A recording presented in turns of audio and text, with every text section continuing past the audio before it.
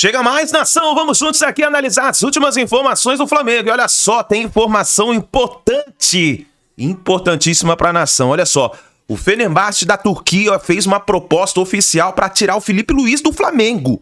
Nós vamos analisar aqui, fica até o final do vídeo, hein? Tem informação aí sobre uma provável escalação, partida do Flamengo contra o Juventude pelo Campeonato Brasileiro. O Mengão vai defender a liderança do Brasileirão. Vamos juntos aqui analisar. Tem os comentários do programa da ESPN Brasil, o João Guilherme, tem também o Vene Casagrande aí falando sobre o Flamengo e uma entrevista com o Léo Pereira. Vamos juntos analisar, dá aquela moral, deixa o seu like. Se você não é inscrito aqui no canal Meu Mengão React, aperte o botão aqui embaixo, se inscreva e ative o sino das notificações para você receber sempre todas as informações do Flamengo. E corre nos comentários, coloca aí de qual cidade você acompanha nossos vídeos, tá bom? Deixe os créditos aqui ao canal da ESPN Brasil, João Guilherme, Vene Casagrande, link na descrição como créditos. Vamos lá para as últimas informações do Flamengo na manhã deste sábado.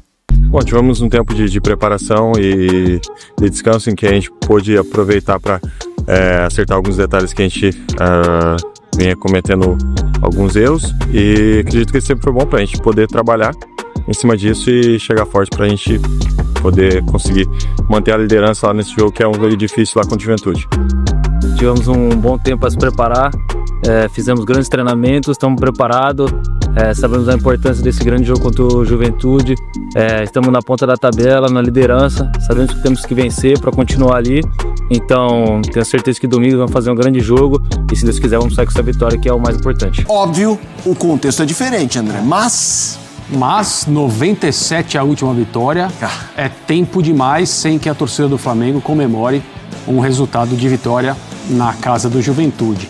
A diferença técnica entre os times é claríssima, né? Acho que é indiscutível, mas o Juventude já conseguiu bons resultados, já conseguiu jogar bem, principalmente na sua casa, e não é nunca fácil para ninguém atuar no Alfredo Jaconi.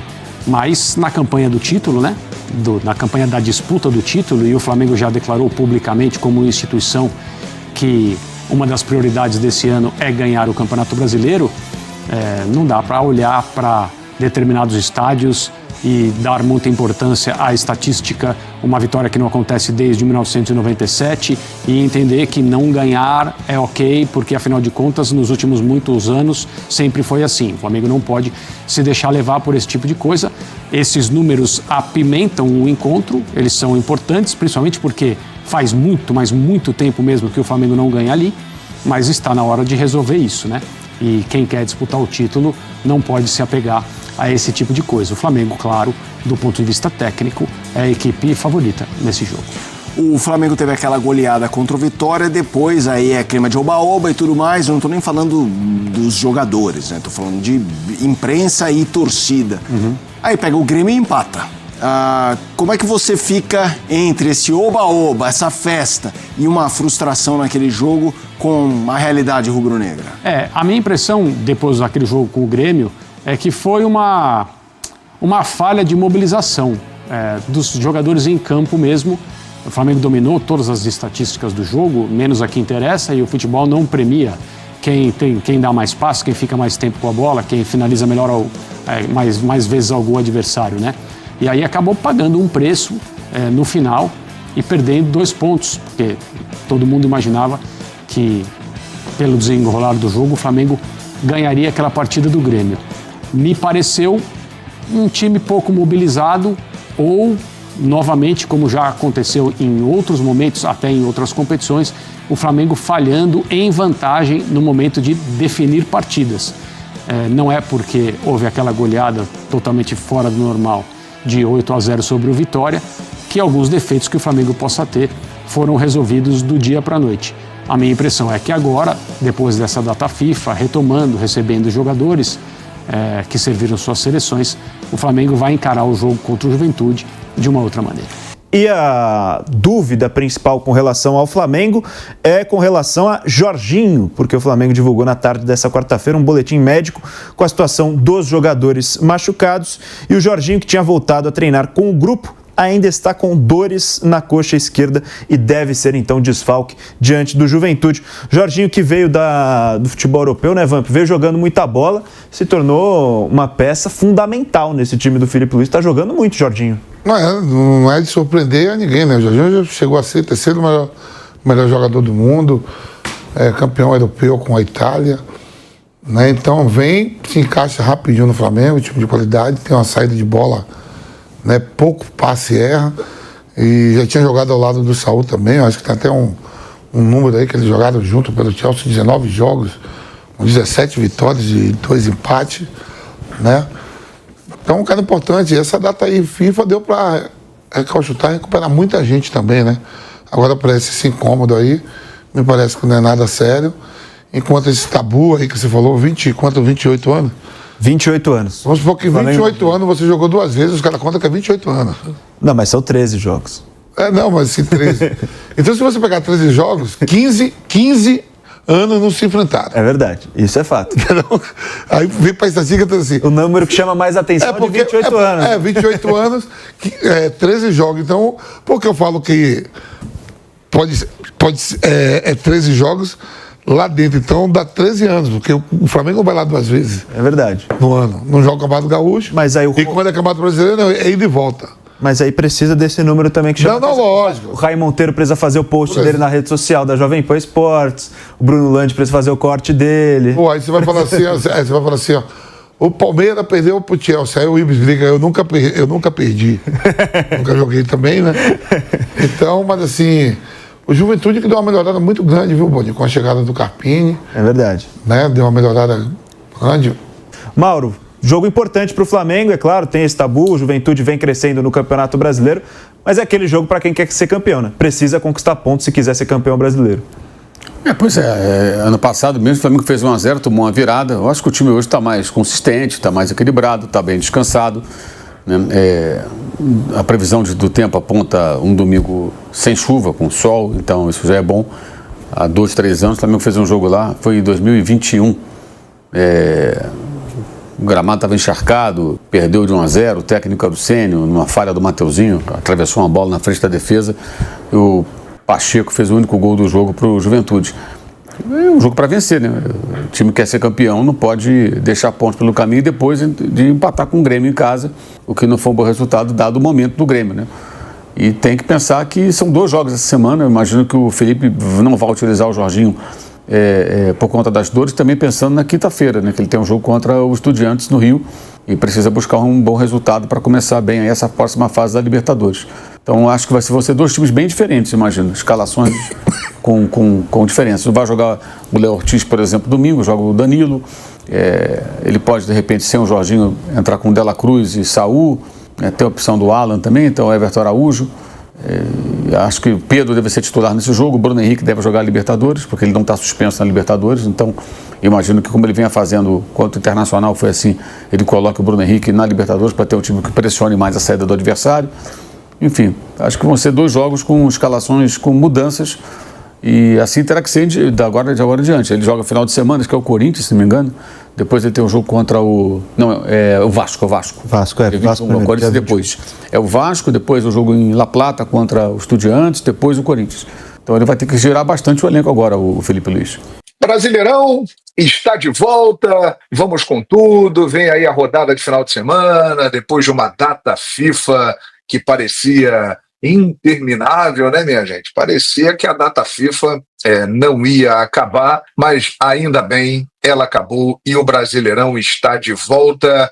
E o líder, Flamengo, vai entrar em campo aqui.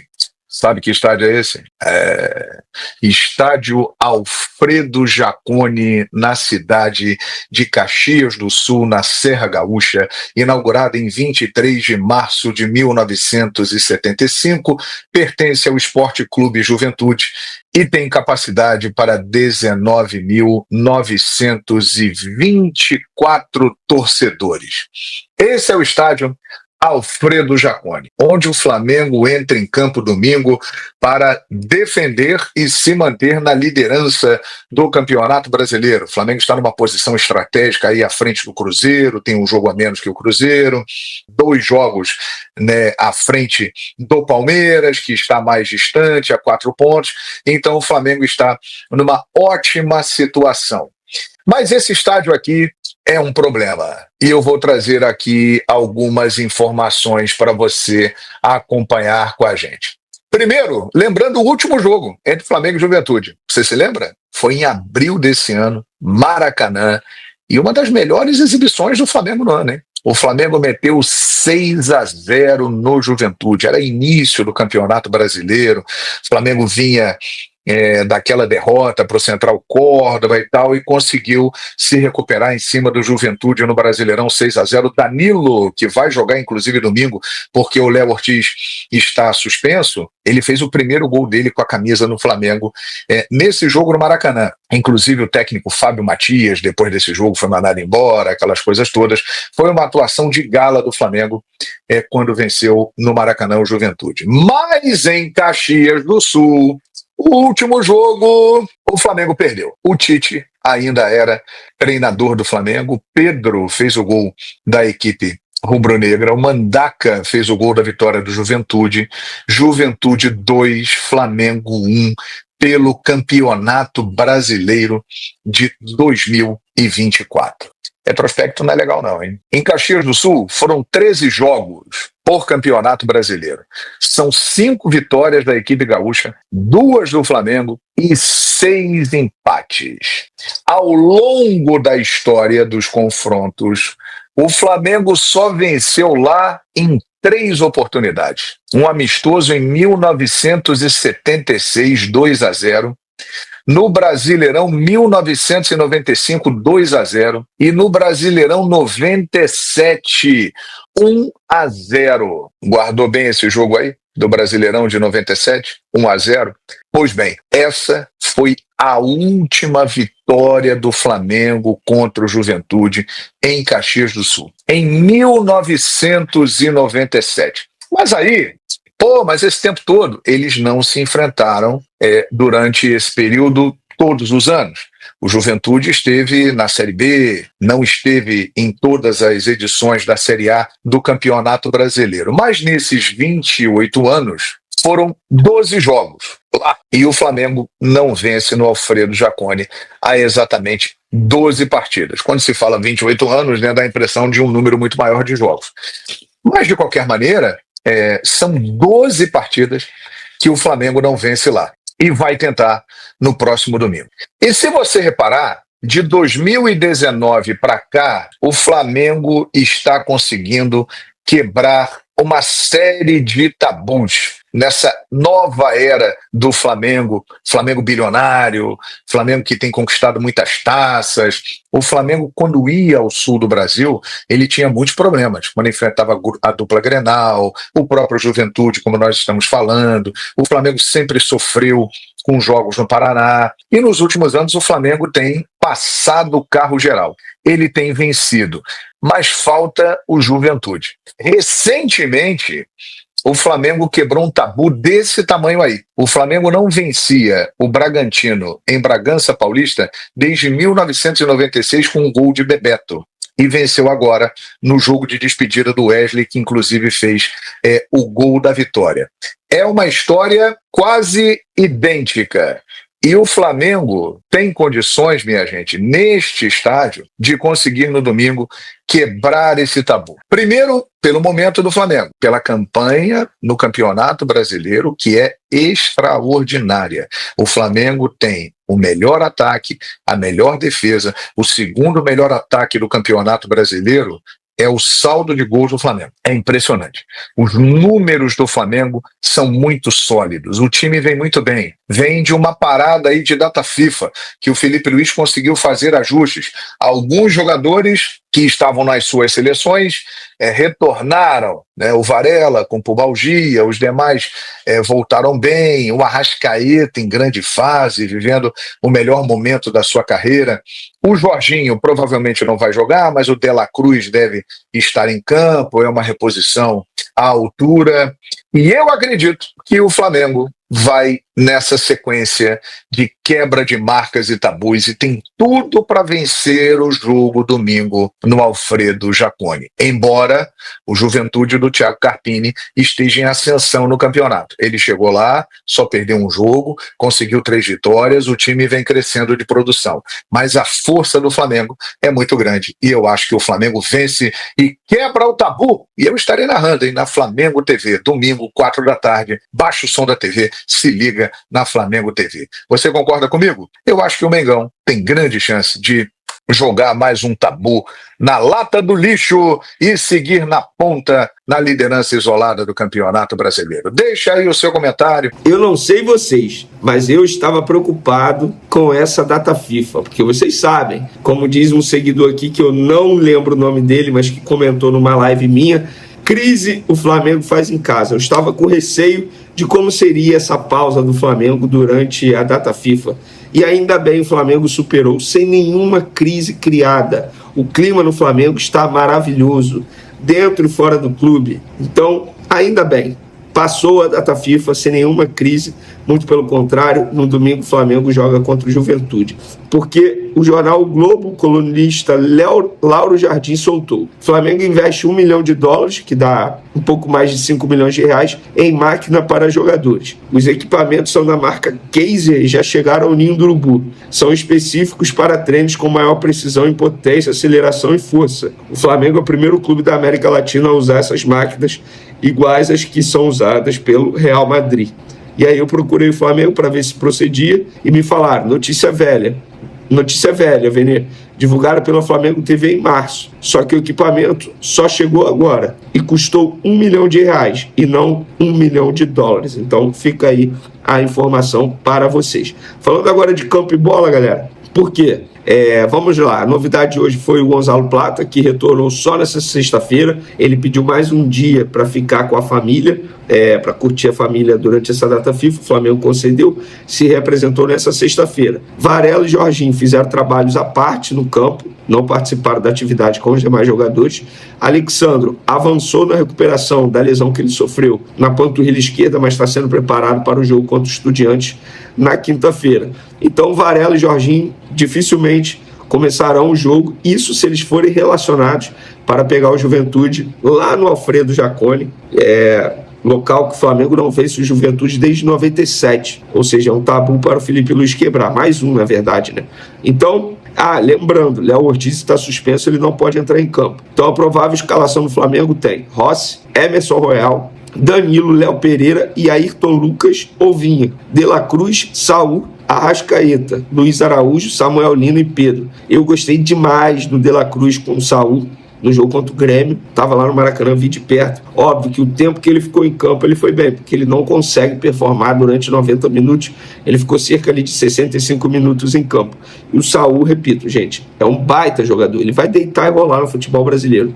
Mas esse time aqui, apesar de muitos desfalques, tem condições totais de vencer o Juventude lá. E eu acho que chegou o momento do Flamengo quebrar esse tabu.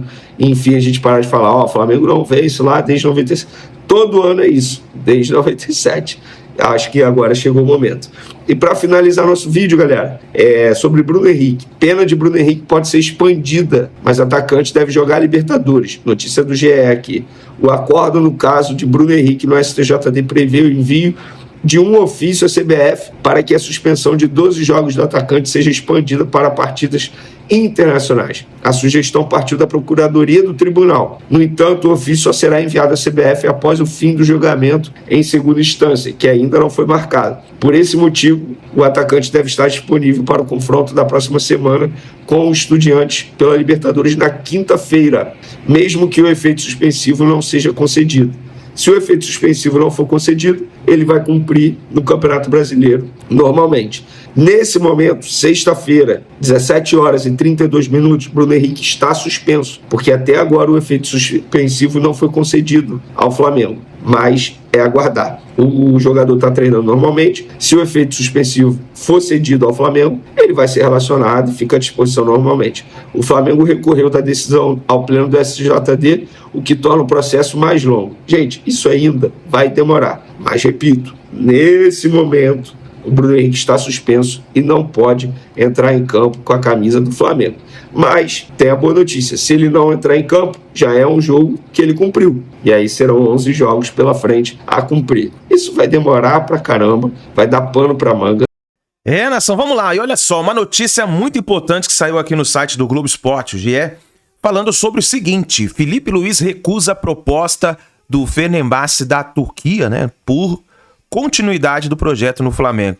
O clube turco ofereceu uma compensação financeira ao Flamengo, que também não tem interesse em perder o treinador. Uma informação muito importante, olha só.